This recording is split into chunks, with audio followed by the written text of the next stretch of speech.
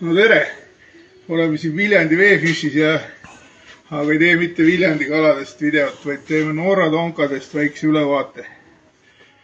Nii, põhimõtteliselt on siin poes kõik jupid olemas, vaatasin järgi, panin laua peale, mida teha saab.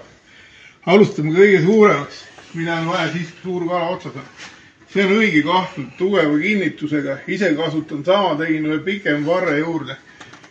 Kui sellel nüüd, kui tuleb nagu selline kala, mida tuleb tagasi lasta, ei taha kongitsaga vigastada, siis on selline asi väga oluline. Kui kõik kotti läheb, siis ei ole vaja, siis ei võtta kongitsaga. See on hea tugev kahv. Nii, tonkad. Võtame kõige lihtsama esialgu.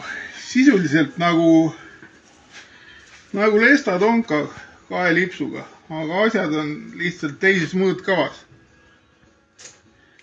Nii, tegin sellise pika, ta on pikk, ütleme, ritm on kuskil 4 meetrit on ja siis sa saad, hakkame alt pihta, ühesõnaga alla käib nagu ikka, siia läheb tina. Ütleb nii, et alla 150 grammist tina mina seal kuskil eriti ei kasutaks. Täiesti olemas kineetikul. Ei ole vaja seda traatidega meretina. Pool viib täpselt õigesse kalasoonde, selle vähe liikuva tina. Siia tina otsa. Siin esimene lips kolmikpöörlaga. Konks muidugi on selline hea pikk konks. Siia saab siduda selle kalatükki otsa nüüd. Ja igasugu lestadele ja sellistele tegelastele on igast värvilised munad ja asjad, need on alati atraktiivsed. Neid tasub igal pool lisada. Nii, siit edasi tuleb lihtsalt teine lips. Ja siis üleval pöörel, kuhu läheb pealiini külge. Selline. Paneme korra tina külge.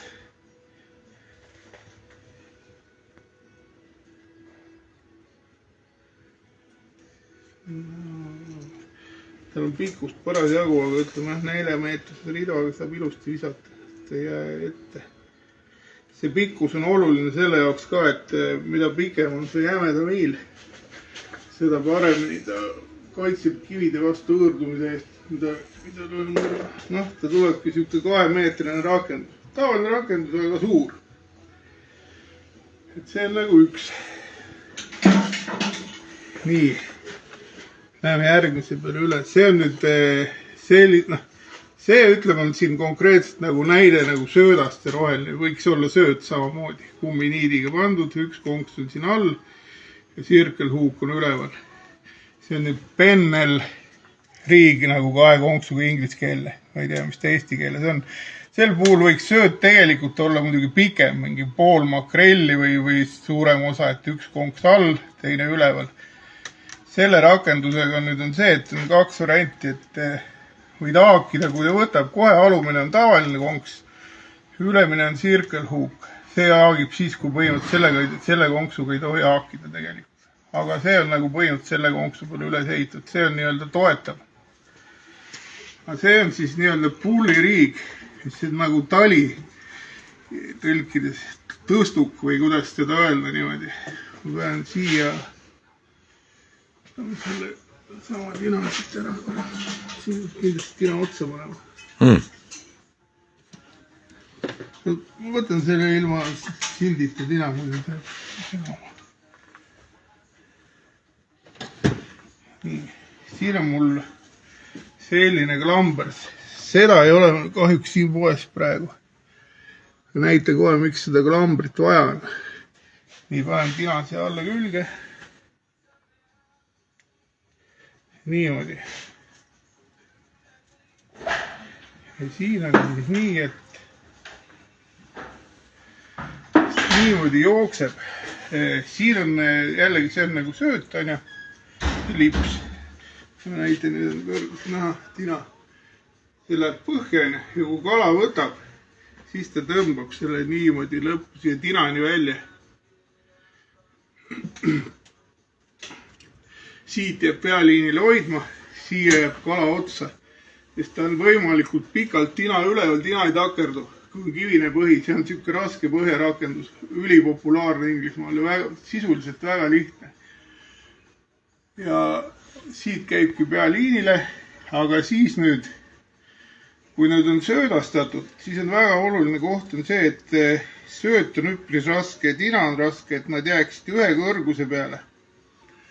Sama klamber, kui sa nüüd siia näitad, ma ei tea, kas see on näha, et on selle klambri taga on see sööt, et viskel nad jääks kokku ühe kõrguse peale, et nad ei hakkaks laperdama ja ei läheks sassi. Nii kui ta vett puudutab, läheb ta see klambri tagant lahti, nüüd tuligi lahti ja nüüd vajub alla täpselt niimoodi süsteem käibki. Pulliriig Eestis, tali või tõstuk, see on väga populaarne asi. Nii, ja nüüd läheme kolmanda peale. Nii, kolmas. See on nüüd ühe inglise YouTuberi järgi tehtud, mida ma samasugust rakendust kasutasin ise ka nüüd ja sellega sain viimane kord ainukest palka. See on nüüd Circle Hook, ma tegin ühe videos, see on selline konks, mis töötab nagu ringikujuliselt, kui ta kalale, niimoodi ütleme, kui seda õnnestub tõmmata, kala ujub minema, keerab tal suu ja siis ta tõmmata siia sisse kinni. Enne ta ei haaku lihtsalt suust välja tõmmata. Selle konksu ei tohi mitte kunagi haakida. Tuleb hästi rahulikult tegutseda. Kõige olulisem, kiired liigutused ära unustada. See on nagu sööt siis ripuks siin nii-öelda dongle rii inglise keeles. Siia paned kala. Tegelikult mida suurem või isegi pikem oli tundus, seda paremini ta nagu kala konks keerab, nagu et suunurka kinni. Okei, aga näitame, kuidas see töötab. Selle nimi on Up and Over Ring Rig. Eestikeelselt ma ei oska kuidagi isegi nimetada. Paneme siia uuesti tina külge.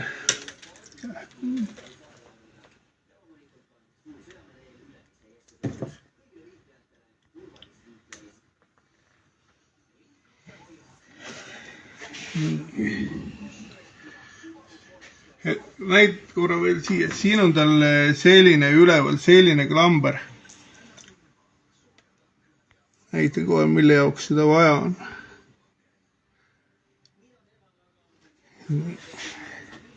Ja siis tina juures on selline klamber. See on sellest samast klambrist tehtud, aga ise vähe modifitseeritud. Nagu konks. Näitan nüüd, proovin, kas ma saan ta hästi niimoodi paika. Nii, kui ta siin ripub.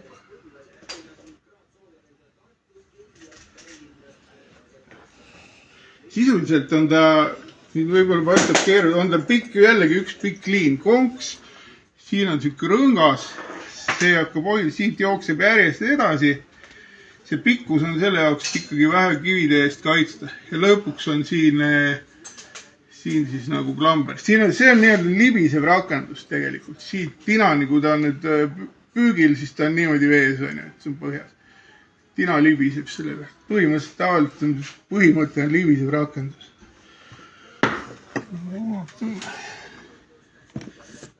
Nii, võtan sellega, kus ta nagu rippuma hakkab.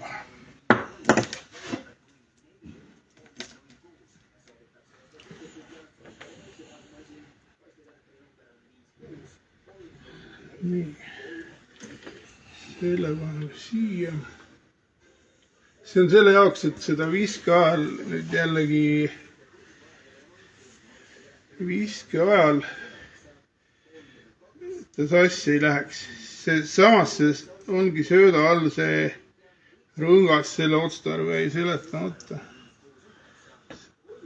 Saad hoida korra seda alt paigal. Nii, ma saan selle siia. Kui ta riida ots ripub, on teda lihtsam paigaldada. Las lahti nüüd. Nii, see on tina, see on nüüd sööt ja viskamiseks valmis. Niimoodi ja veest ta läheb ilusti siit konksu tagant lahti ja siit ka. Saad näidata, kui siin ta ripub ka selle konksu taga niimoodi. Ja siin on nagu söödal ruumi.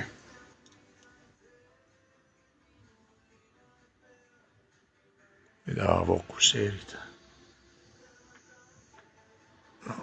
söödal on nagu ruumi olla, et kui see pulliriik, see tõmbab nagu kõrvalt need liinid sirgeks, siis kui siin on suurem sööt, vahest täitsa üks söödapall, mida ta tegi 10 senti läbima, siis tal ei ole kõrvuti siin pinguliinid, siin on nagu ruumi. Ja see on nüüd inglasti kõige parem nagu paltuse jaoks, et saab suure sööda panna, millega saab kaua püüda. Sellised tegelikult väga lihtsad asjad. Ja hetkel need rakendustest osaliselt kõik, ma näitan nüüd, mis siin poes on nagu olemas. Noh, tavaline, ütleme, 1 millimeetrise läbimõõduga fluorkarboon, täiesti paras, nii lipsu kui rakenduse jaoks, terve rakenduse tegemiseks. Jäämedad pöörlid, siin pöörel klambriga, kuhu tina riputada. Siin on nüüd, ütleme, longshank pika varrega konks 9.0. Siia saab päris suure tüki sööta külge panna. Ja aga nagu nüüd päris suurt kala võib jääda peenikeseks, ütleme, see on siuke tugevam, jämedam konks. Noh, lootma peab, et kunagi konksuga midagi juhtub. 150 tina. Siin on nüüd attraktorid, pärlid, neid võib igale poole konksude juurde, lipsude juurde panna, halba nad kunagi tee, pigem nad on kasulikud. Ja see on mu enda oma nüüd, see on see kumminiit, millega sööta kinni mätsitakse. Aha, küllaltki veniv vist. Ja siin nagu, ütleme kahte siukest klambrit ei ole. Ma tegin ühe selle tina, kui on pika traadiga tina, siis keeras need lihtsalt näpitsatega kõveraks. Saab riputada konksu siia taha, kui see pulliriig on. Või kui sööt on raskem, teistpidi hakkab mängima, saab siia niipidi riputada, et pole mingit vahet. Et selline see lugu ongi. Tulge ostke kõik asjad ära ja kohe Norra kalale praegu on tipp-hooaeg. Aitäh!